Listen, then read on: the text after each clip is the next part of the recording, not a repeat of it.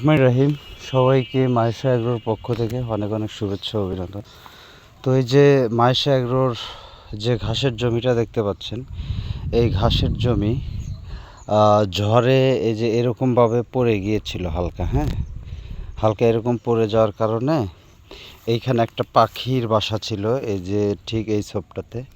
তো আমি এই পাখির বাসাটা একটা কুঞ্চি দিয়ে এখানে খোঁটা গেড়ে বেঁধে রাখলাম, কারণ এটা ঝড়ে ছিঁড়ে মাটিতে পড়ে গিয়েছিল। যদি এরকম কোনো একটা সচল ঘাসের ছোপের সাথে থাকতো, তাহলে হয়তো আমি সেই ছোপটা লাঠি দিয়ে বেঁধে দিতাম। কিন্তু যেহেতু ছিঁড়ে পড়ে গিয়েছিল ঘাস থেকে, তো সেক্ষেত্রে ঘাসের সাথে তো বাঁধা সম্ভব না।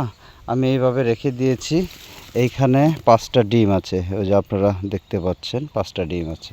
তো দোয়া করবেন ইনশাল্লাহ পাখিটা যেন এই বাসাটা গ্রহণ করে। ধন্যবাদ।